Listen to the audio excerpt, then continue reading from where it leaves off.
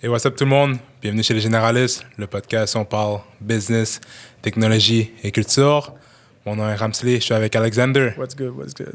Alright, donc aujourd'hui, super excité. Yo. On a finalement un invité spécial avec nous. Je pense qu'on attendait un peu, là, pour être honnête avec toi. On attendait de développer nos skills de interviewer pour t'avoir, pour pas waste un épisode avec Thierry. So, on a Thierry Lindor aujourd'hui, so je vais te laisser te présenter. Puis, D'abord, merci les boys de m'avoir. C'est vraiment un honneur d'être sur le podcast Les Généralistes. Vous êtes important, je pense, là, en ce moment. Là, vous parlez des vraies choses, des choses intéressantes. Moi, c'est Thierry Lindor. Je suis entrepreneur, délégué au G20, aux Nations Unies. I like to think of myself comme un life observer. I observe life and I try to react based on what life needs and my ecosystem and indirect ecosystem. Ouais. All right. Puis, c'est ça. Donc, aujourd'hui, on va parler de différents sujets. Puis, je pense que l'idée aujourd'hui, c'est que comme on t'a avec nous, tu es quelqu'un qui est très présent dans la communauté, dans les médias sociaux. Ouais. Puis qu'il y a plusieurs sujets que tu décortiques, mais on voulait peut-être parler de quelques sujets spécifiques que pour nous, chez les généralistes, qui nous titillent aussi. Puis on voulait voir avec toi ces sujets-là. Donc, je vais te laisser commencer, Alexander, puis let's go from there. Définitivement. Donc, je veux dire, surtout en 2020-2021, les gens t'ont vraiment connu en tant qu'activiste, right? Par contre, lorsqu'on a commencé à travailler ensemble, c'était mostly like entrepreneuriat, t'étais encore dans l'immobilier. On faisait des événements comme avec Malala à travers Influence. Puis dans le fond, une de mes questions, c'est comment est-ce que l'immobilier t'a amené à être kické aujourd'hui? Très bonne question, très bonne question. C'est ça. Moi, je suis pas un activiste. J'aime dire que je suis un citoyen actif qui est différent. Moi, je connais des activistes. Je connais Will Prosper, c'est un frère. Pour moi, les gens, le terme activiste, c'est un peu comme les gens qui disent « Ah, t'es un influenceur ». Moi, j'aime pas beaucoup le terme influenceur. Je crois que c'est quelque chose c'est un titre qu'on te donne, genre. Puis, tu sais, Alexander, t'es avec nous depuis. Puis, quand je dis nous, Influence Orbis, pour ceux qui ne savent pas, Influence Orb, Alexander, c'est quelqu'un qui a très rapidement, il y a peut-être 3 ans. Quasiment 4 ans, là. 4-5 ans. Ouais. Je sais que tu es encore à l'université. Ouais. Puis, Alexander, tout de suite, hey, moi, je pense que je pourrais amener de la valeur à votre mouvement. Qu'est-ce que vous faites? Collaborer sur Casey Neistat. On a fait des beaux événements là, ensemble, là, des belles affaires. Puis, ouais, c'est ça.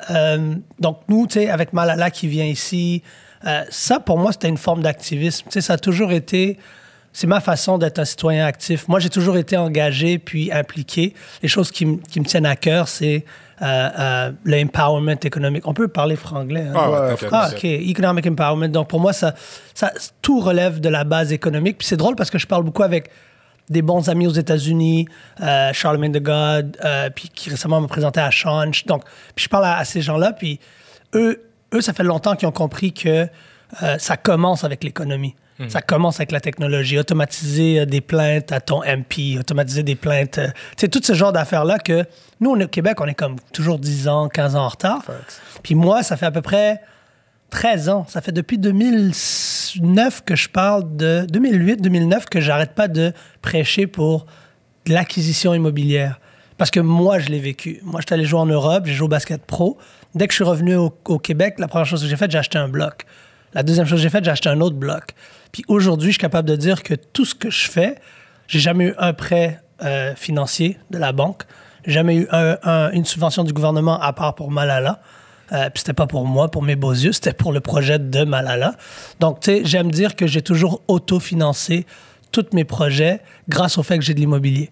Et j'ai jamais besoin de retourner à la banque puis dire « Ah, regardez, ça, c'est un duplex que j'ai, un 5plex ou peu importe. » J'ai des marges de crédit sur quasiment toutes mes propriétés. Donc, quand j'ai besoin d'argent, je vais sur ma marge de crédit hypothécaire. Puis grâce à ça, ça me permet aujourd'hui d'être économiquement stable. Est-ce que les temps sont plus durs à cause de la COVID? Certes, mais l'immobilier va toujours bien, là, je veux dire, va très bien en ce moment. I think that's pretty cool parce que justement, je trouve que, tu sais, lorsque je regarde ma génération en ce moment, tu sais, qu'on est un peu plus en mode, c'est activiste, un peu plus actif, ainsi de suite, je trouve qu'on oublie souvent de, comme, admettons, build notre craft. C'est pour ça que je voulais poser cette question-là, parce que je veux que les gens réalisent que, comme, t'as pas juste sorti demain matin, puis t'as fait comme, you know, like, I don't need y'all, genre, you need to do this, that. Je veux que les gens comprennent qu'à la fin de la journée, you still need to work on something. C'est ça. Puis avoir une base qui te donne justement ce freedom-là. Puis des fois, ça va être économique. Des fois, ce sera un freedom, tu sais, basé sur peut-être politique. Toi, des fois, c'est tes parents, man. Who knows? Puis, tu sais, I don't hate on it. C'est un fact. Mais même, base, toujours. Mais tu sais, même les gens, moi, ce que je dis toujours aux gens, c'est le plus tôt tu rentres dans l'immobilier, c'est comme du compounded interest. Tu sais, c'est un peu comme si tes parents te disaient, tu sais quoi, je vais te donner un 1000$, puis tu as le choix de le mettre dans ton compte, je sais pas moi, à 14 ans ou de le mettre à 24 ou 25 ans. Ben, plutôt tu rentres dans l'immobilier, c'est un des seuls investissements qui suit. Si tu regardes aller sur l'Internet puis taper courbe d'inflation depuis 1980, puis regarder la courbe ou l'appréciation immobilière au Canada depuis 1980, la courbe, elle est toujours extrêmement proche. Donc, l'immobilier, c'est un des seuls investissements qui suit vraiment l'inflation. Le coût de la vie augmente, l'immobilier va augmenter. Donc, moi, j'ai tendance à dire que tu n'as pas besoin de beaucoup d'études. Tu n'as pas besoin de beaucoup de recherche pour entrer en immobilier, contrairement à la barrière d'entrée qui est un peu plus accentuée ou agressive du côté de, tu sais, si tu rentres dans le stock market, si tu rentres dans cryptocurrency. Sorry, là, mais il faut que tu fasses un minimum de recherche. L'immobilier, tu n'as pas besoin de faire de recherche. Tu économises ton cash down, tu as ton petit 5%, tu achètes une porte ou deux portes avec un bachelor, puis tu vas être capable de coast. Puis la journée que tu veux te lancer en politique, ben guess what? Tu peux peut-être autofinancer ta campagne politique. Tu n'as pas besoin de quémander. Tu n'arrives pas dans un parti. Donc, moi, ce que je dis, c'est que peu importe tes ambitions activistes, politiques, justice, peu importe ce que tu aimes, féministe, c'est pas important. Ce que je dis, c'est que tu arrives à un point où tu dois avoir une base. Je parlais de ça avec Will Prosper, qui a des ambitions de créer des beaux films et des grands films, mais il doit passer par l'ONF, il doit passer par XYZ. Tu sais, aujourd'hui, s'il y avait une coupe de blocs, il passe par personne. Il autofinance son truc, il garde beaucoup d'equity au lieu de le donner, parce que les films, c'est comme ça que ça fonctionne aussi. Puis next thing you know, tu pop off, puis that's it. C'est ça. Puis un des trucs importants que tu as dit, c'est que ça te donne une certaine indépendance. Dans le sens de penser aussi. Faire un film en étant 100%, you know, en contrôle du narratif. Il n'y a personne qui ne reçoit pas de courriel bizarre, tu sais. Mais justement, quand on était à Influence, c'est toi qui m'as influencé vraiment justement, c'était dégueulasse. Acheter de l'immobilier, puis c'est une des premières choses que j'ai fait dès que j'avais eu un peu d'argent, whatever. That's what I did. Puis pour vrai, t'as raison, il n'y a pas beaucoup de barrières d'entrée, puis je pense que c'est ça qui donne une certaine liberté. Puis aussi un endroit où habiter. Parce que là, tu vois des gens qui sont tellement, je veux dire, sensibles au comportement de leurs propriétaires, genre, ou sinon, tu vivent des trucs. Tu sais, t'as vu à Mont-Royal, t'as vu genre des. Exact. Tu sais, tous les meubles à terre, whatsoever, parce que le gars, il voulait refaire des condos divisés, whatsoever. Mais tu sais, avoir ton propre truc, te donne non seulement, tu sais, safety, mais aussi une genre de safety qui est psychologique, right? Que tu as un certain contrôle sur ta propre vie. Mais maintenant qu'on parle d'immobilier, tu as une question par rapport à ça, puis à la gentrification. Ben, c'est sûr, parce que, tu sais, je pense que, puis tu en as déjà parlé même, tu sais, depuis longtemps, tu en parles dans des panels, tu parles de comment. Tu sais, l'immobilier, c'est quelque chose que, oui, c'est accessible, mais on regarde ça aux États-Unis, on regarde ça ici, ça n'a pas souvent été accessible à des gens de couleur comme nous, aux communautés noires comme nous. Et aussi, en même temps, on le voit, tu avais posté une photo il y a comme pas trop longtemps, photo aérienne qui montrait, tu sais, Town of Montreal, la ville Mont-Royal, puis avec Parkex. Puis c'est drôle parce que c'est drôle parce que moi, je roulais sur Acadie, mais j'avais jamais réalisé que c'était Ville-Mont-Royal de l'autre côté. J'avais jamais réalisé parce que j'ai jamais été à Ville-Mont-Royal jusqu'à temps que j'ai eu comme 20 ans. That's it. Puis là, genre, je suis comme, yo, c'est quoi qu'il y a toujours cette aile-là? What is this, right? So, ma question pour toi, puis aussi parce que tu as été, t'as fondé, en fait, tu as été chez Remax Griffintown, tu as vu la gentrification, tu sais c'est quoi, tu comprends c'est quoi. Comment tu peux définir l'état de la gentrification à Montréal aujourd'hui, puis comment tu vois peut-être des solutions, parce que la réalité, c'est que oui, effectivement, moi aussi, j'ai acheté un immeuble à l'âge de 24, l'accès à la propriété est plus difficile. À Montréal, c'est plus difficile maintenant. Oui, tu veux mettre 5%, mais 5%, ça représente beaucoup plus que ce que l'était avant. Donc, comment tu vois l'état de la gentrification à Montréal, puis est-ce que tu penses à des pistes de solutions en termes de economic empowerment pour aider l'accès à la propriété pour les personnes de communauté? Très belle question. Mais juste pour continuer, juste avant que je passe à répondre à ta question, ce qui est important de comprendre avec l'immobilier, c'est que oui, c'est un 2 pour 1. Il y a 3 grandes choses garanties, ou au moins 2 grands besoins nécessaires, je pense, 3 pour l'être humain, c'est d'être logé, d'être nourri, puis d'être aimé. Aimer, c'est très comme, tu vois, c'est... Subjectif. Subjectif, exactement. Yeah. Mais les 2 premiers, il n'y a pas de subjection. Tu rentres pas d'eau dans ton corps, tu rentres pas de nourriture dans ton corps. Good freaking luck. On peut pas curse ici, hein, freaking. OK, good freaking luck. OK, good freaking luck, right? mais l'autre besoin qui est nécessaire, c'est de te loger. Ouais. Donc, souvent, moi, ce qui me déplore, c'est que je vois des gens se dire, ah, ben là, je vais acheter un restaurant, je vais pouvoir ramener des restes à la maison. Puis, moi, je connais beaucoup de gens qui ont perdu leur chemise dans la restauration. Beaucoup. Surtout des gens qui nous ressemblent. Je connais personne qui a déjà perdu sa chemise dans l'immobilier. J'en connais pas. En 19 ans d'immobilier, des gens sérieux qui ont perdu leur chemise dans l'immobilier, je n'en connais aucun. Donc, oui, tu réponds à un des besoins essentiels et, ultimement, tu mets de l'argent dans ta poche. Ouais. C'est de l'épargne forcée. Yeah. Parce que tu paierais un loyer, tu paierais 100% d'intérêt. Tu rentres dans une hypothèque, oui, tu vas payer un peu plus, mais avec les taux d'intérêt actuels, tu payes 2/3 de capital dans tes poches, puis 1/3 va... Donc, quand tu payes 900 pièces de loyer, la question que je posais toujours à mes clients, c'était est-ce que tu serais prêt à payer 900 pièces d'intérêt? Puis les gens ne le voyaient jamais comme ça parce qu'ils ne comprenaient pas qu'il y avait une partie qui allait dans leur poche. Ça, c'est super important de le comprendre. Maintenant, ta question. Pour les personnes racisées, tu as 100% raison. Est-ce que la barrière d'entrée est plus grande? Oui. Mais la barrière d'entrée pour les personnes racisées en termes d'immobilier, c'est une barrière éducationnelle. C'est pas une barrière, selon moi, de être capable ou non.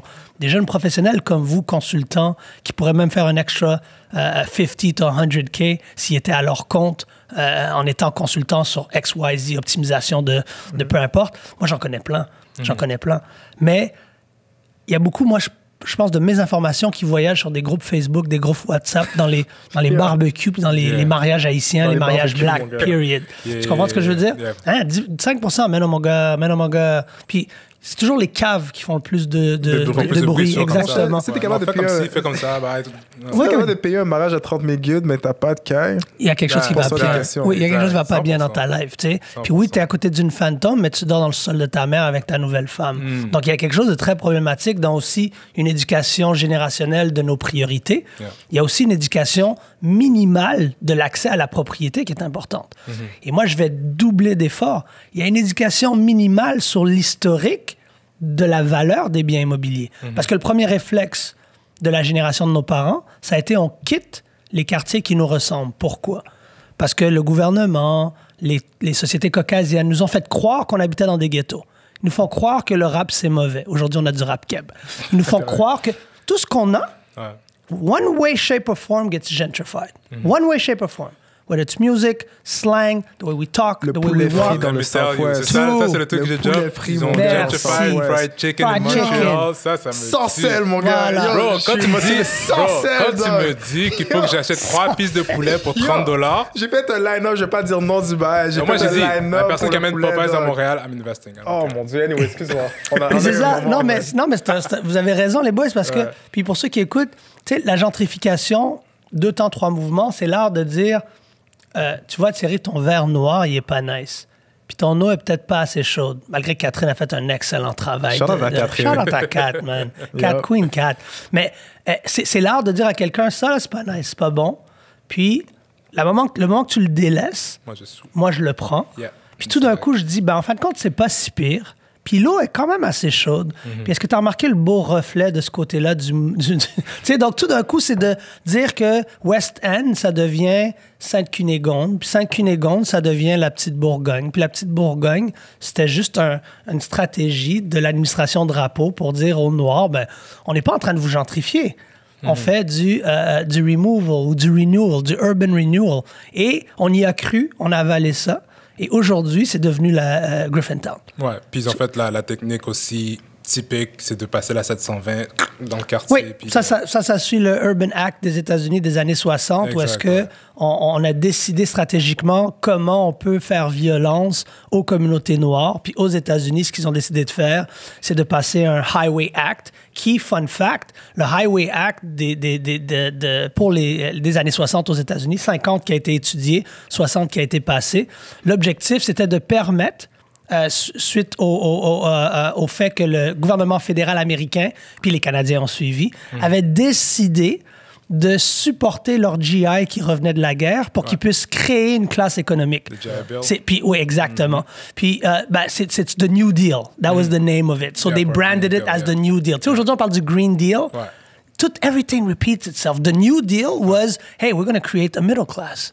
We have a bunch of GIs, not that educated. They fought for us. On va créer une génération de middle class. Puis le terme middle class, si tu regardes sur la croissance du terme, il a été popularisé là. Puis aujourd'hui, il y a eu de la reprise politique. Puis si tu attaques la classe moyenne aujourd'hui en tant que politicien, oublie ça. Là. Exact. Right? Donc, eux, ils ont créé une middle class. Mais la middle class, pour que tu puisses vraiment dire que c'est pas working class ou que c'est pas l'élite, ben, il faut qu'ils aient une maison. Donc, eux, ils comprenaient déjà que la force d'être propriétaire, c'était la base d'être dans la classe moyenne. Ils ont créé les autoroutes, puis dans la création d'autoroutes, ils ont stratégiquement ciblé des quartiers noirs ou bruns qui savaient qu'ils ne pouvaient pas détruire ou bomber comme ils ont fait à Tulsa. Shout-out en passant, Tulsa, on est dans le 100e anniversaire, il n'y a personne qui en parle, je suis saisi. Donc, en 1921, donc Black Wall Street. Ils ont décidé, on ne peut plus refaire ça. Qu'est-ce qu'on peut faire par contre? C'est leur dire, ben là, on va vous payer même pas la juste valeur. On va vous compenser à une valeur, puis on le sait tous, là, vous êtes tous brillants, vous êtes tous propriétaires d'immeubles. On va même pas, on va payer légèrement en dessous de la valeur municipale, genre. Municipale. ça, c'est highway robbery, là, la valeur municipale versus la valeur marchande. Donc, ils payent juste en dessous de ça. Ils exproprient des Noirs. Ils éradiquent, pensez-y, ils éradiquent des milliards de dollars qui auraient pu être transférés à son grand-père, à son fils. Puis pour ceux qui pensent que je parle des États-Unis, on va parler d'ici, là.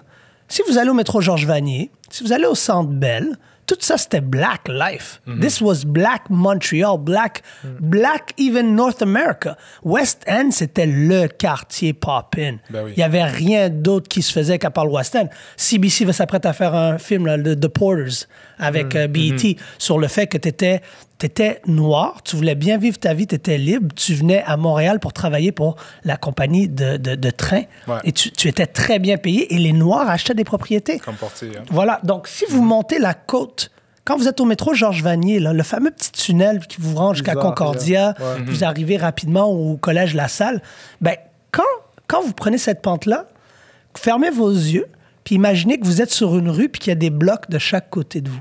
Tous ces blocs-là, là, c'est 6000 familles qui ont été déplacées, 2000 immeubles déplacés. Moi, j'ai fait une petite maths, là, il y a quelques mois. Puis si tu fais 2000 immeubles à un prix moyen aujourd'hui d'à peu près 1 million, ben, tu arrives à 2 milliards de dollars qui ont été effacés. 2 milliards de dollars de transferts générationnels qui fait qu'aujourd'hui, là, puis c'était tous des Noirs ou des Bruns. Tout. Puis c'était tous des gens qui allaient au NCC. Puis comme de fait, dès que le highway est passé, qu'est-ce qu'on a vu? On a vu des Noirs s'en aller à la Côte-des-Neiges. C'est ça le petit bébé du NCC. Le Côte-des-Neiges Black Community Association, les gens ne savent pas ça, c'est tous les Noirs du NCC de Burgundy qui ont quitté pour aller à Côte-des-Neiges et qui ont fondé une association. WIBCA, le West Island Black Community Association, c'est tous les Noirs qui n'avaient pas les moyens d'aller à Côte-des-Neiges qui se sont expatriés un petit peu plus loin dans l'Ouest. Et la dernière partie, c'était Châteauguay. C'est pour ça qu'il y a beaucoup de Noirs je sais toujours à Châteauguay. C'est tellement loin. Mais il y en a, quand j'étais allé à Rosemont, c'est là que j'ai découvert qu'il y avait vraiment beaucoup de personnes dans notre communauté là-bas. Puis je trouve ça super intéressant. Justement, tu parlais du New Deal. Parce que c'est vrai, parce qu'il y avait le Federal Housing Act. Thank you. Qui est arrivé. Oh, t'as fait des recherches, c'est bon ça. J'ai lu le livre Color of Laws. That's it, bro. Je sais que tu l'as lu aussi. Ça, c'est un gros livre. Puis tantôt, tu parlais justement de la tasse, que c'est pas beau, fuck it. We take it. They did the same thing. So, dans les neighborhoods, OK? OK, admettons, on va dire qu'il y a 2 blancs, right? Exactement. Un des 2 qui voulait vraiment le neighborhood au complet, qu'est-ce qu'elle allait faire? Elle allait employer des femmes noires, les faire marcher avec des strollers dans le neighborhood, la même date que notre développeur. C'est ça. Là, le développeur arrivait, il voyait des noirs là-bas, il était comme, ben non, je le veux pas. Exactement. Lui arrivait, il était comme, ben là, il y a des noirs sur la valeur et diminue. Il y a descend. So, you know what, je suis prêt à quand même l'acheter parce que, I'm that type of guy. But the whole neighborhood, enlève toutes les multi-unit, là, genre housing, parce que c'est là que justement la porte du Nord était quand même. L'enlève au complet, déplace les noirs qui étaient là, And then, là, tu fais des maisons unifamiliales. Puis c'est pour ça que Baltimore, so many of, like, think about even Detroit.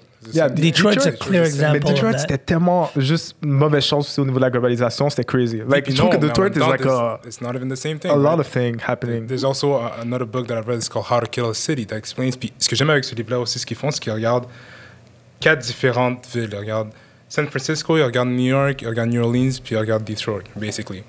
Puis basically, ils expliquent comment what happened, c'est que genre. Puis tu peux même faire un parallèle avec New Orleans, avec Katrina, which is what you have, yes, the economy or a natural disaster, t'as un cataclysme qui arrive, oui, okay? Une genèse. Exactement. Puis qu'est-ce qu'ils font? Ben, à ce moment-là, they take the opportunity to say, you know what, maybe you don't have a job, you can pay your house, or your house is flooded. T'es à New Orleans, c'est en dessous de l'eau, it's not going to happen. So what's going to happen? Ben là, tu commences à foreclose. We're foreclosing you on your house. Exactly. Or what we're going to do in Detroit is instead, what we're going to do is the value of your house, because 2008, est descendu. C'est qu'est-ce qu'on fait? Ben, soit tes taxes municipales sont trop hautes, tu peux plus les payer, mais ta maison vaut comme $100, mais tu payes $5,000 de taxes par année. So qu'est-ce que tu fais? You force you out of your house. Yeah. Same thing avec New Orleans, right? Yeah. Force you out of the house. Toi, qu'est-ce que tu fais? Ben, either you go further, soit tu vas further sur une maison qui n'a pas de valeur, ou you become a renter. Because that's the thing. What happens is that you're displacing communities that were owners, or that were... And you transfer them into generational renters. Exactly. 100%. So, qu'est-ce que tu fais? C'est que tu sors l'argent du système puis tu le rentres dans un système qui ne les bénéficie pas. Exactement. Puis après ça, les personnes qui viennent souffrir lorsque ce voie est défait, ben, c'est plus les personnes qui ressemblent à ces personnes qui étaient là à la première Parce place. que tu parles de Détroit, mais ça me fait penser à Parkex. Ben, c'est ça. Ben oui. UDM Campus, like, c'est la même chose. Mais c'est la même chose. Puis ce que tu décris, c'est exactement ça. C'est pour ça que je dis qu'ils gentrifient tout. Ils gentrifient même notre création de richesse. Ils la déplacent de nos portefeuilles, puis ils la mettent dans leur portefeuille. Ben, ça, parce que quand tu dis que le highway à Montréal, c'est pour ça que je ris quand les gens disent non, c'est juste aux États-Unis. Non. Drapeau, c'est le héros de certains et c'est le bourreau de d'autres. Quand tu passes puis tu détruis 2 milliards de dollars de richesse, la beauté puis l'hypocrisie là-dedans, c'est que lui, il a utilisé la même raison que les Américains. Exact. Il a dit, ben là, nos petits gars du Québec sont allés à la guerre, ils ont besoin d'être capables d'aller en banlieue. C'est pour ça. C'est qu'il disait, il créait les autoroutes pour dire, tu quittes la ville parce que tu peux pas te la permettre puis t'es tanette, mais guess what? Tu vas avoir ton picket fence house sur la rive sud, dans le West Island, et les Blancs ont commencé à quitter le contexte urbain. Puis tu veux voir l'ironie dans tout ça? Tu as une génération dans les années 60, grâce à Drapeau, qui quitte le contexte urbain parce qu'ils étaient locataires puis ont servi leur pays. On conduit chaque jour de notre vie sur de la richesse noire qui a été déplacée, qui, eux, sont devenus locataires et qui enrichissent des Blancs, ultimement. Et ils quittent, et aujourd'hui, leurs enfants, ils refinancent leur maison qu'ils ont pour quitter les quartiers qui étaient ghettoisés, black, dégueulasses. Et c'est même parents-là qui ont fui les quartiers noirs, qui ont fait de la richesse dans des banlieues, refinancent leur maison dans les banlieues qui est payée cash, donnent à leurs enfants, puis les enfants reviennent. They come back to... Yes! Et puis quand tu penses à ça, ta tête fait comme... Tu sais, le emoji qui explose parce que tu dis, oh my God, this is not just a circle. Puis que ça soit intentionnel ou non, Jean Drapeau l'a peut-être pas calé, cette shot-là, mais this is how pernicious. Non, exactement. Tout ça, c'est pernicieux parce que là, encore une fois, tu as une génération qui se sauve du jazz, de la musique noire, qui gentrifie le festival de jazz de Doudou Boissel, qui s'en vont vivre dans les banlieues, qui créent de la richesse. Les Noirs restent locataires, ont été déplacés. Et là, ils reviennent pendant que nous, on est en mode « rachetons Griffintown, rachetons Petite Bourgogne ». Mais on n'a pas le cash down que la petite qui habite à Pointe-Claire, sa mère, elle lui donne 300 000. Donc, elle revient, puis elle achète un brownstone de 1 million, puis elle habite j'habite à côté de McGill, puis elle loue à des gens qui ont grandi à Burgundy, des Noirs, qui deviennent ses colocs. Ce que tu dis là, ça me fait penser à ça. Puis ce que je trouve le plus frappant avec ça, puisque tu as touché au début, c'est le côté éducationnel. C'est que people don't know about that. They don't know. Je parle à mes parents du West End, ils savent pas c'est quoi, parce que c'est des immigrants. C'est des Haïtiens aussi, c'est peut-être pour ça. Exactement, ils sont du côté français, ils connaissent pas le côté anglais, puis on sent que ça, c'est aussi un autre débat. Alors, on a besoin d'un autre 1 heure. Exactement.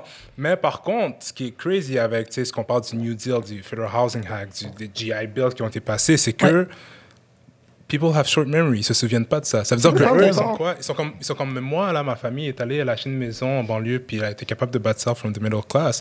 Mais ce qu'ils ne comprennent pas, c'est que ça a été des initiatives gouvernementales. T'as tout compris. Qui a permis à ces personnes-là de développer, cette classe sociale d'être développée. C'est-à-dire que là, quand certaines personnes revendiquent de reprendre soit ce qui leur appartenait, ou sinon demandent au gouvernement de réparer les torts parce qu'ils n'ont pas pu bénéficier de ces programmes-là, les autres personnes, soit les personnes caucasiennes, qui vont se dire comme mais pourquoi, tu sais, genre si je travaille fort, pourquoi toi tu devrais pas travailler fort? Parce qu'eux sont ignorants du bénéfice qu'ils ont. Eux, ils disent, moi, puis c'est là que tu vois que la méritocratie, c'est une fausse valeur. Oh my God. Ça n'existe pas. La méritocratie n'existe pas. Et c'est ça qui est aussi insidieux avec ces gens-là qui disent, ben pourquoi 221 millions pour des Noirs? Pourquoi un accès à la propriété pour combattre la gentrification noire? Moi, mes parents, ils m'ont aidé, mais ils ont travaillé fort, mais ils sont pas au courant du Highway Act, comme tu dis. Donc, il y a une misinformation et du côté oppressé et du côté oppresseur. Puis ceux du côté oppresseur qui commencent à apprendre cette information-là, moi, c'est là, je pense qu'eux sont très importants parce que moi, je suis pas down avec « laisse tes privilèges ». Je déteste ce terme-là. Parce qu'un Blanc qui laisse ses privilèges, la semaine prochaine, là, il peut les reprendre. Moi, je suis un Blanc caucasien à Deloitte, à RBC, à whatever company. Puis je te dis, you know what? Je suis prêt à laisser mes privilèges pour vous, les boys. Je peux foirer, puis deux, trois semaines plus tard, je me retrouve à une autre compagnie, je reprends mes privilèges straight away. Moi, je suis down pour leverage your privilege. Don't leave your privilege for me. Leverage your privilege. So keep them. But bring me in there with you. Puis c'est ça la différence entre laisser ses privilèges, laisser son ignorance. Moi, laisse ton ignorance à la porte. Leverage tes privilèges, va t'éduquer, puis après ça, tu vas pouvoir bien m'aider en tant qu'allié. Ça, moi, je suis fan des gens qui font ça. Puis il y en a beaucoup qui sont capables de dire, tu sais, mens pas, je savais pas que ça existait, le Federal Housing Act, puis qu'on a eu à peu près la même chose avec la SCHL puis le Canada. Puis j'avais pas, moi, qu'il y a 2000 maisons black, brown qui ont été displaced, puis que le NCC a été écrasé. Puis vous avez bénéficié de ça, puis là, je m'en vais au Griffintown. Je vais donner je vais non seulement faire du communautaire au Griffintown, mais je vais mettre plus de cash down que mon boys Alexander, puis on va s'acheter un bloc d'1 million. Puis je veux pas vous entendre, je vous le dis straight up. Ça, c'est une belle façon de leverage tes privilèges. Mais on va être quand même 50-50. Il n'y a pas, j'ai mis plus de cash, je vais être plus owner que toi. Non. Je vais mettre un petit peu plus parce que j'ai un head start. Ça, là, c'est les meilleurs alliés que tu peux avoir. Puis c'est ça, puis en même temps aussi, c'est que à la fin, tout le monde gagne. Everybody wins. Everybody. C'est ça le truc. Puis c'est ça que le monde ne comprenne pas. Puis des fois, dans ces débats-là, tu vas voir, nous, en tant que Noirs, là, c'est que on ne dit pas que l'oppresseur est l'ennemi. C'est pas ça qu'on dit. C'est que, oui, effectivement, il y en a, mais en même temps, c'est qu'il y a une opportunité à ce moment-là pour ces personnes-là de se mettre à niveau puis d'aider parce qu'à la fin, they're gonna end up winning at the same time. Tu sais, si tu as une classe de personnes qui est marginalisée, qui est plus appauvris par des lois qui finalement sont élevées à certains niveaux, ils vont redonner à la communauté en général. It's subsidized meritocracy is what they practice. Subsidized. The term is subsidized meritocracy. And I call it, moi j'appelle ça de la miroirocratie. So you look like me? All right, let's do this. We winning. They don't even know. Ils savent même pas qu'ils pratiquent. Moi, je les coin, j'ai dit miroirocratie parce que tu me ressembles, c'est la seule chose que tu as besoin pour qu'on work puis qu'on build ensemble. Man, you ain't... Puis dans l'entrepreneuriat, il y en a plein. Self-made, il y en a plein des self-made. Puis là, au Québec, surtout, sur une plantation économique comme le Québec. Mais tu sais, justement, tu es en train de dire que tout le monde win. Je pense que les États-Unis l'ont compris. Tu sais, 1,9 trillion, c'est pour les pauvres. Exactement. Ils ont compris que comme à some point, les riches sont en train de top up, sont comme, actually, we need them to have a little bit more capital, but you know what I mean. Amazon, to still go, at Walmart. Mais maintenant, on a parlé de beaucoup des problèmes, puis j'aimerais ça que peut-être, avoir 2-3 lignes sur les solutions. Tu sais, on a vu que l'administration Plante, on décidé de faire le truc de... Lorsqu'un développeur veut, admettons, justement, construire de nouveaux condos, ils doivent s'assurer d'avoir du social housing. Social housing, c'est comme un comme en face ou whatever. J'ai l'impression, je suis pas un connaisseur, mais j'ai l'impression que ça se fait pas. Moi, je te confirme que ça sert à rien. Okay. Parce que ça, c'est un peu comme dire que le bien-être social fonctionne. Ce qu'on sait, puis les données le démontrent, le bien-être social ne fonctionne pas. C'est pour ça que les gens maintenant commencent à parler de UBI, mais que tu es un incitatif pour aller t'éduquer, pour créer, pour être créatif. La léthargie n'aide pas une société économiquement. Ce qui aide une société économiquement, c'est d'avoir des opportunités, d'être capable d'apprendre ad vitam aeternam, d'être capable de savoir que ton bénévolat, tu peux le faire parce que tu as quelque chose de steady qui rentre. Mais payer les gens pour pas qu'ils travaillent, ça ne marche pas nécessairement parce que ça les rend léthargiques. Ceci étant dit, c'est la même chose pour moi quand tu dis, on va gentrifier le Griffintown, qui est réellement Little Burgundy, la petite Bourgogne, qui est réellement Sainte-Cunégonde. Puis moi, c'est pour ça que j'appelle pas ça la petite Bourgogne. Parce que la petite Bourgogne, c'est le verre noir remixé qu'on nous a vendu pour nous convaincre que c'était bon pour nous.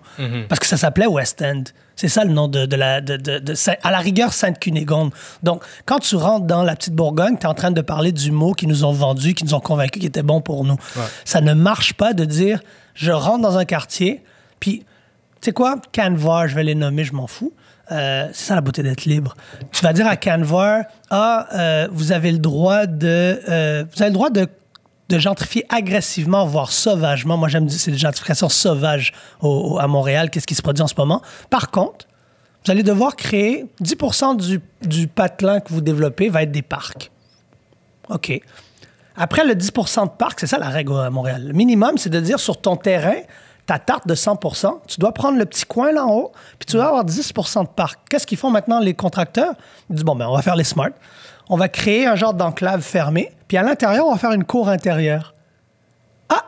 On a notre 10% de parc. Oui, mais il n'y a personne qui a accès au parc. Puis c'est pour ça que quand tu regardes de haut, regarde la belle verdure de Ville-Mont-Royal, puis regarde la belle brique, puis le beau béton de Parc Extension. Puis l'audace, l'impunité de dire, ouais, mais en plus du 10%, on va te forcer à faire des logements sociaux. Mais les logements sociaux, c'est la même chose pour moi. Parce que tu es en train de dire aux gens, ben regardez, vous habitez à côté de gens très riches. Vous habitez à côté de gens qui ont plus de moyens que vous. Moi, chaque jour, je me réveille puis je me dis, ouais, je suis dans un beau building, puis mon appart ne m'appartient pas. Puis l'autre, il y a un condo de 800 000 au 16e étage. Ouais, ça me fait sentir tellement bien.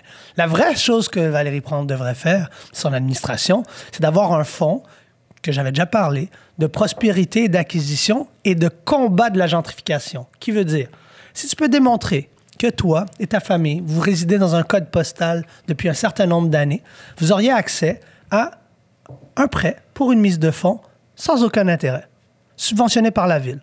Et si vous êtes noir et que vous habitez dans le West End, à cause du Highway Act, à cause qu'on a payé les gens, en moyenne, les gens recevaient 8 à 12 000 $ à Sainte-Cunégonde pour se faire exproprier d'immeubles qui aujourd'hui valent $1 million. 8 000 $, c'est donc, rien. Dis-moi que ça, c'est pas du highway economic genocide specifically targeting people. Puis aujourd'hui, l'administration Plante, c'est facile. Ben là, c'est pas moi, c'était l'administration avant. Puis drapeau. À quel point est-ce qu'on va avoir des politiciens qui vont prendre leur courage à deux mains puis dire, tu sais quoi, on va se responsabiliser. On est capable de reconnaître qu'on est sur des terrains non cédés. Puis en conséquence, ben, c'est pas vous qui avez volé les terres, c'est pas vous qui avez donné des couvertures pleines de microbes aux Autochtones, mais vous êtes capable d'honorer que vous les avez maltraités puis qu'aujourd'hui, il faut faire la bonne chose. C'est encore drôle. Mais ce qu'on doit être capable de faire, c'est de dire, qu'est-ce que ça veut dire de créer de la... Moi, je veux pas des faveurs générationnelles qui vont faire qu'on va rester locataire, puis c'est prouvé, il y a des études. Si tu grandis locataire, tu as plus de chances d'être locataire. Si tu grandis propriétaire, tu as plus de chances d'être propriétaire. Si tu grandis dans une famille entrepreneuriale, tu as plus de chances d'être entrepreneur. Si tu grandis dans une famille de créatifs, tu as plus de chances d'être créatif, de docteur, d'être docteur. That's how it works. That's life, right? Maintenant, si moi, je suis capable de démontrer que mes parents et mes arrière-grands-parents, il devrait y avoir un genre d'incitatif par tranche de 20 000. Si tes parents sont là depuis 10 ans, à chaque 10 ans, c'est 10 000. 10 ans, 20 ans. Comme ça, moi, j'arrive puis j'ai un 60 000 de mise de fonds pour combattre la gentrification, pour éviter de quitter. Tu pourrais pas prendre cet argent-là puis aller dans un autre quartier, non. Tu dois rester chez toi. Et si l'immeuble, pour X raisons, que la ville, dans les années 60, ont volé ton arrière-grand-père puis qu'ils ont acheté pour 8 000 $, puis aujourd'hui, il vaut 1 million, la ville devrait faire la différence entre ce que tu te qualifies à la banque. C'est fair. Ouais. Pourquoi pas? Vous avez créé une autoroute. Cette autoroute a ramené combien de milliards et de trillions de dollars au centre-ville de Montréal? Sans cette autoroute-là, l'énergisation qui a été créée n'existerait pas. Donc, toute cette middle class que vous avez créée de gens canadiens, français, anglais, qui ont bénéficié de ça, au détriment des Noirs. Si moi, admettons, on va prendre un exemple concret. Ça fait 60 ans que ma famille est à la Petite Bourgogne. Aujourd'hui, je veux rester à Petite-Bourgogne / Griffintown. L'immeuble qui m'intéresse, c'est un condo à 500 000.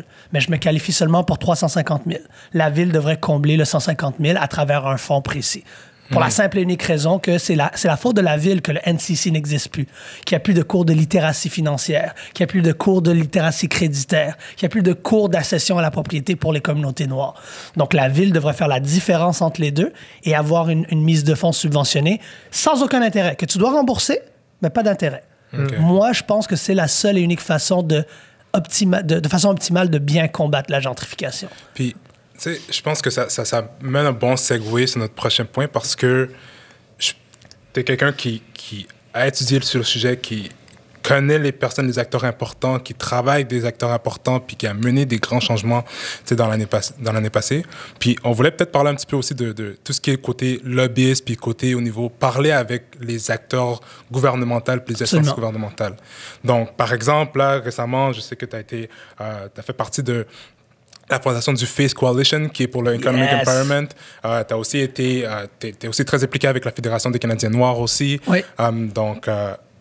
Et aussi, tu as été aussi très, je dirais, impactful aussi pour toute l'annonce qui avait été faite pour les fonds, pour la subvention de plus de 221 millions de dollars. Ouais. 221 millions de dollars pour les Black-owned businesses. Ouais. So, peux-tu nous parler un peu de comment, OK, on a toutes ces idées-là, on a fait les études, on sait qu'est-ce qui se passe puis qu'est-ce qu'on doit faire.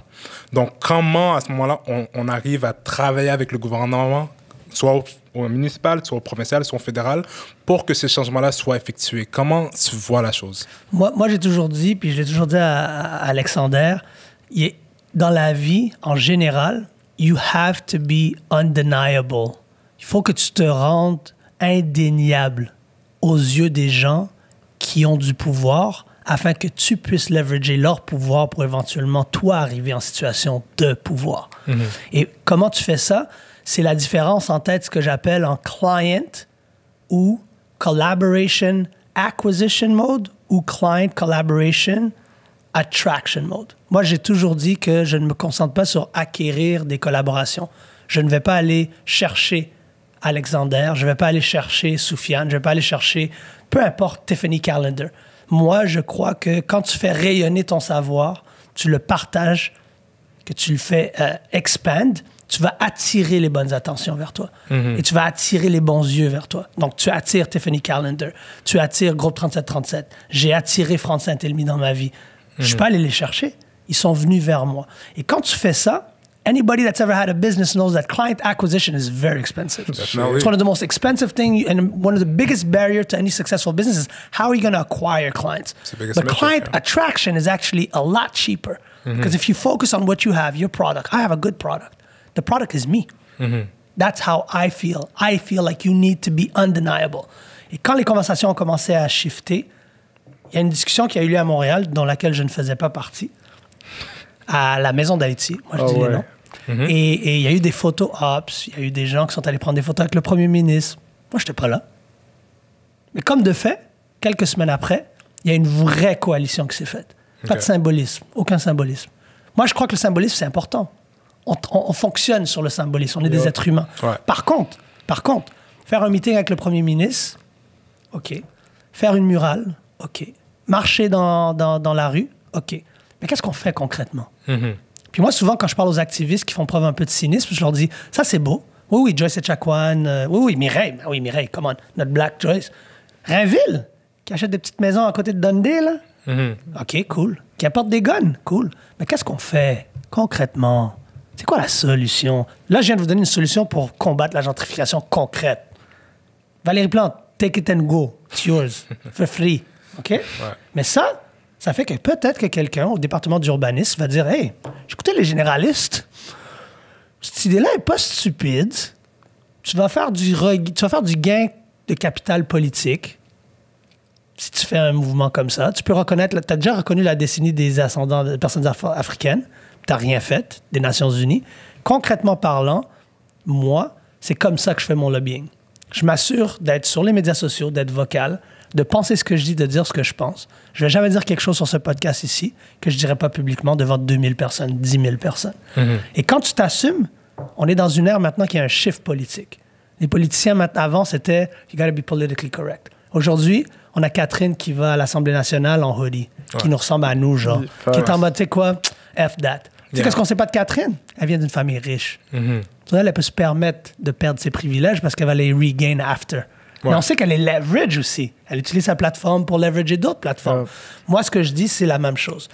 Dès qu'il y en a un qui est dans un cercle de pouvoir, brun, noir, light skin, moi, j'ai un privilège par rapport à vous, les boys. J'ai un privilège aussi par rapport au fait que je suis plus vieux. J'ai accès à des connaissances que vous n'avez pas ou des cercles que vous n'avez pas. Comment je fais pour vous prendre, vous, puis vous amener dans des cercles que moi, je sais que seraient importants pour vous? Puis je l'ai fait avec Alexander. À quelques reprises, je dis, vous avez besoin de ça? PM Youth Council? Bam. UN Youth Council? Je drop le nom d'Alexander. Pourquoi? Parce que je sais que quand Alexander va rentrer dans ce cercle-là, il va expand, puis il va ramener d'autres personnes. Puis à un moment donné, on est partout au gouvernement. Donc moi, quand je fais du lobbying, c'est la même chose. Je m'assure de publiquement prendre des positions, les jab un peu, pour leur dire les vraies choses. Tu sais, oui, tu as des pipelines de gaz, mais pourquoi il n'y a pas de pipeline d'eau sur les terres autochtones? Qu'est-ce que tu vas me répondre pour ça? Je te pose la vraie question, Justin. Greenpeace aussi t'avais repris, je me souviens. Ça a été viral, là, cette affaire-là. C'est passé aux news. Justin Trudeau qui n'est pas arrivé à temps dans son deadline pour offrir l'eau. Exactement. C'était crazy le timing. Tu dis quelque chose, ça va viral, il y a des gens qui font de la récupération, puis ce que ça dit, c'est « Oh, they're paying attention ». Puis moi, ce que j'inviterais à n'importe qui écoute les généralistes, c'est de comprendre que tu peux passer de généraliste à vraiment expert quand tout d'un coup, tu as assez d'yeux puis d'oreilles qui t'écoutent. Parce qu'il y en a qui sont experts qu'on ne connaîtra jamais dans nos communautés. Moi, en attendant, the spotlight's on me, how do I leverage my attention to bring in more people? Puis quand tu arrives puis tu veux faire du lobbying, ce qui est important, c'est d'être crédible. Le politicien qui t'écoute, là, en bout de ligne, là, il veut que tu sois capable de lui donner un package fini qui peut remodeler, rajouter sa sauce puis dire « Je suis fier de présenter le Knowledge Hub 221 millions pour les communautés noires parce que les communautés noires n'ont plus besoin de promesses, ils ont besoin d'argent. Really? You came up with this all by yourself? Non. Les solutions novatrices en justice sociale viennent toujours d'êtres humains qui sont non élus. C'est ce que j'ai appris, moi, au Canada, dans le pays dans lequel je vis. C'est ce que j'ai appris au G20. Les politiciens écoutent la population. Pourquoi vous pensez qu'ils font des town halls? Tu penses que les town halls, c'est pour joker? Tu penses que... J'adore Dominique. Tu penses que Dominique a fait des town halls juste pour le fun? Non, elle vous écoute vraiment. C'est source des idées, source des checks. Elle vous écoute, puis elle fait... OK, il y a eu beaucoup de choses qui ont été dites qui étaient importantes, mais ça, c'est bon. OK, maintenant, elle parle à son équipe, on implémente ça. Legault, la même chose. Lui, écoute un peu moins. Lui, écoute ses hommes d'affaires. Il joue au golf, puis il écoute les gens sur le terrain de golf. Mais moi, ce que je dis, c'est... Même Legault, on peut le détester, mais... We gotta work with him. Charette, j'étais le premier à gueuler. 100%. Mais tu sais quoi? Charette, là, s'il veut travailler demain, let's work. Je ne pense pas que c'est un vrai ministre, selon moi, au ministère. Je pense que c'est un gros front. Je pense qu'on va se faire dire dans quelques semaines, en fait, compte, c'est un ministre, mais il n'y aura pas besoin de ministère. Moi, je drop ça comme ça. Ça, c'est mon impression à moi. Je crois qu'on va se faire prendre pour des gros cons d'ici les prochaines semaines. Mais quand tu fais du lobbying, tu dois arriver, encore une fois, avec des solutions concrètes. Moi, j'ai vu des gens faire du lobbying, puis arriver, puis de crier, cynique. Après ça, next round, les gars sont plus à la table. Puis tu fais, oh, snap, ils sont plus là. Ben, c'est normal aussi, parce que le monde veut... Des solutions. Ils veulent des solutions, puis ils veulent avoir une discussion. Ça veut dire que, tu sais, il faut que tu sois en mesure de parler avec du monde que tu vois pas, you don't see eye to eye. Puis c'est ça la vie, parce que dans la vie, tu vas pas être d'accord avec tout le monde, puis c'est pas tout le monde qui va être d'accord avec toi. Puis on vit dans un monde où je pense qu'il y a personne ici qui peut dire que le racisme systémique n'existe pas au Québec. Tu comprends ce que je veux dire? Au Canada, sur la planète. Puis dans ton point, les politiciens, là, en bout de ligne, il y a une chose qui est importante pour un politicien. L'objectif d'un politicien, c'est d'être réélu. Exact. J'en ai rien à cirer. Exactement. Non, c'est de faire du changement. Puis non. L'objectif d'un politicien, the objective of a politician is to be re-elected. That's what he wants to do, right? À partir du moment où tu sais ça, comment il se fait réélire? Il se fait réélire en passant des programmes qui vont fonctionner. Exact. Puis les voteurs vont aimer ça, ils vont voter. Ses collègues vont dire, « Hey, Ramsey, il est bon, poste de ministre, toi, économie, toi... » C'est ça qu'ils comprennent, les politiciens. Puis encore plus aujourd'hui, ils commencent à comprendre que les politiciens essaient d'être influenceurs, puis les influenceurs deviennent des politiciens. Quand tu as une marionnette, un acteur de show de réalité qui bat une machine comme les Clinton, tu comprends que maintenant, on est dans une nouvelle ère. C'est fini, là. Les gatekeepers are falling everywhere. In business, Silicon Valley, in politics. So, to your point, là, tu as des vieux politiciens qui commencent à comprendre, hey, je dois parler à des petits noirs, moi. Ils ont peut-être des bonnes idées. Parce que mon neveu, il écoute le rap, puis même le rap, puis le cannabis, ça devrait être légal. peut peut-être faire du cash avec ça en fin de compte. Donc, toutes ces... Don't think politicians are passing these things. They are passing it with people that are lobbying. And the term lobbying, you have to be careful, though, eh? Parce que on parle pas de lobbying enregistré officiel, là. On parle pas de Costco qui lobby le Québec. Là, on parle d'une petite game de golf. De discussion ou de Zoom call, parce que clairement, on vient avec nous, c'est ce qu'on aimerait voir. Vous, ça va vous avantager comme ça, comme ça, comme ça. L'erreur dans les communautés noires, c'est qu'on a tellement de frustration et générationnellement parlant, il y a des activistes que moi j'appelle des activistes professionnels.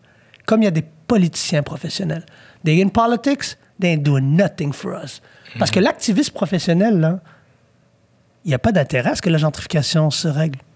Si la pauvreté se règle dans les communautés noires, la gentrification se règle. Il fait quoi, là? Moi, je vais faire quoi? Je vais aller me prendre une job à 90 000 chez Deloitte? Je vais aller prendre une job à RBC à 100 000? Ben non, ça fait 30 ans que je suis dans le non-profit puis que je gueule. Ouais. Je vais jamais prendre une job. Ils vont me commencer dans le centre d'appel, puis dans le centre d'appel, je vais gueuler. Donc, we have to be careful with people that have an incentive in always being cynical. You have to come up with solutions. Donc, c'est ça qu'on a fait. Moi, Tiffany Callender, shout-out à Louis Edgar. Les gens pensent qu'on était 10, 15, on était 3. Mais on est arrivé préparé. Puis moi, j'aime le 4S, Problem Solving, Designing, Thinking Method. 4S, puis ça, si vous prenez juste une note là, puis que vous quittez avec une chose, quittez avec ça. 4S, Design, Thinking, Problem Solving, moi, je l'applique dans tout ce que je fais. Ça fait des années que j'applique ça. Premier S, you gotta state the problem. C'est ça le problème. La tasse, là, est noire. Deuxième, you gotta structure the solution. La tasse est noire, mais tu sais quoi? Parce qu'elle est noire, elle tient la chaleur, elle est hermétique d'un point de vue thermique, et ce qui fait qu'elle est plus optimale pour X, Y, Z. The third S is, you actually have to solve the problem. Bon, vous n'aimez pas le fait qu'elle est noire. Moi, je trouve que c'est bon hermétiquement parlant. Mais si on l'appelait gris, charcoal. So I solved the problem just now. Right. And the third part is, the fourth S, say, you got to sell the solution. So you state the problem, you structure the solution, you solve the problem, and then I got to sell the problem to Trudeau. So now I go up to him and I say, you know what? This is so perfectly engineered. It is a charcoal gray cup that is going to be so valuable in the near future that you're going to wish you rebounded the Canadian economy with this glass. You just sold it to him. And then he grabs it, and then he says, guys, I have the perfect idea to rebound the Black Canadian economy. And then you're going to vote for him. He's happy. We're happy. Next up, we want $400 million for 400 years of oppression. And give me more. It's election year. Give me more. That's how you build relationship. I say this all the time. I'm never transactional. I am relational, exactly. Definitely. So you build these relationships. That's what I like about it. And I'm just going to say that because of that, you know, charcoal is going to be the trending color, you know, in the season, you know. Puis je pense que c'est le point aussi que tu as mentionné qui est super important, c'est about cynicism, right? Comment... Ouf. Il y a tellement... C'est vrai. C'est juste un point rapide parce que, genre, there's problems in life. Genre, point. C'est comme... Non, mais tu sais... That's a Twitter bar. Non, mais c'est yo, faut jump le quotable shit. Faut jump le quotable shit for les snippets, bro. Non, mais sérieusement. That's gonna be a soundbite. Exact. 4 mets une note sur celle-là. Mais c'est vrai, genre comme le monde. Puis history is something that everybody should be interested in history. Parce que des problèmes, il y en avait, les problèmes qui sont là aujourd'hui étaient là avant. Ben oui. Le backlash of people trying to advance themselves has been done before. Genre, every backlash that has been done based on race relation has been done after progress from the black people. So expect some backlash for the next few years. C'est genre, ça. Ça passera pas facilement. Donc, il faut comprendre qu'il y aura toujours des problèmes. People va toujours trouver des trucs à pointer. Mais en même temps, comme tu as dit, trouver des solutions, penser à des solutions, faire ses recherches pour qu'en même temps que quand tu pointes un problème, tu sois comme, what about this? C'est pas juste comme, oh, we gotta do this, this is the best thing. Non, tu as un problème A, tu fais cette solution-là, voici pourquoi, voici ce que les recherches disent. Puis ça fait en sorte que oui, on a de la crédibilité, puis ça fait en sorte que c'est plus facile aux autres personnes qui ne sont pas affectées par ce problème-là d'adhérer aux solutions. Et là, Hamzlé, ça, là, ce que tu viens de dire, c'est ce que tous les politiciens disent. With your 4S solution, design thinking proposition, everybody's going to get it. Exact. Puis ils vont adhérer. Because suddenly, it's no longer... c'est du racisme. Non, c'est du racisme systémique. C'est pas de ta faute, c'est le système. Ah, OK, je suis pas raciste. Non, t'es pas raciste. Ah, OK, ben, c'est vraiment c'est cool. ça. Ouais. C'est du repackaging. Je comprends pourquoi ils sont pas down avec... On est en train de vous protéger, genre. Oui. Je veux dire, c'est pas ta faute. C'est pas toi, c'est pas de ta faute. C'est le système. Ben, les gars, c'est comme Boogeyman, c'est le mot, c'est comme Voldemort. C'est littéralement ça. C'est exact. comme si je le dis, c'est parce que je dis que je suis raciste. Ouais. C'est pas ça qu'on dit, bro. Mais ça, c'est de la récupération politique de la CAQ. Ils ont fait un excellent travail. He's doing wedge politics. Parce que lui, il a réussi à faire... Pensez, comme on vient de dire avec Alexander, je suis en train de te dédouaner d'être un raciste. Je suis en train de dire que si tu n'es pas un POC, un BIPOC, que tu peux dire que le racisme systémique existe, ça veut dire que tu es peut-être... Au contraire, tu n'es pas raciste parce que mais Legault a réussi à convaincre une majorité des Canadiens français que si tu admets qu'il y a du racisme systémique, tu es en train de dire que tu es raciste. Il prend les gens pour des imbéciles. Mais pour revenir à ton point, le problème avec les activistes puis les cyniques, ils s'arrêtent seulement à state the problem. Ils s'arrêtent au premier S. Exact. They don't structure a solution. They don't solve the solution. They don't bother to sell the solution.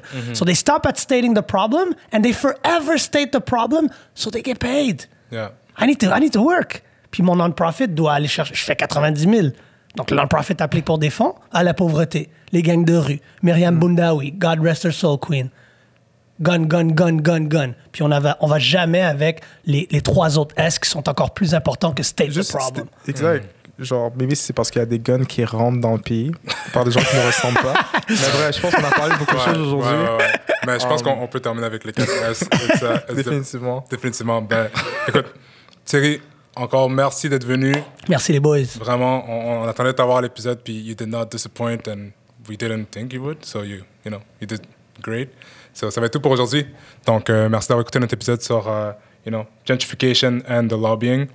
N'oubliez pas de vous abonner à Les Généralistes sur Spotify, Apple Podcasts, toute autre plateforme. On publie un épisode chaque 2 semaines. Si vous avez des questions, des suggestions ou des commentaires, n'hésitez pas à nous contacter sur Instagram, Twitter ou par courriel. Donc, mon nom est Ramsey, je suis avec... Alexander. Et je suis avec... Thierry Lindor. Puis je veux juste laisser, avant de partir, checker facecoalition.com. Si vous êtes un entrepreneur noir, vous allez avoir accès à des fonds. C'est vos fonds. Vous les méritez. Vous payez des taxes pour. Vos parents ont payé des taxes. Donc, finally, it's going to trickle back down to black entrepreneurs. Love this. On va mettre les notes dans le show notes, puis you already know how to push that. Yes. All right, guys, take care.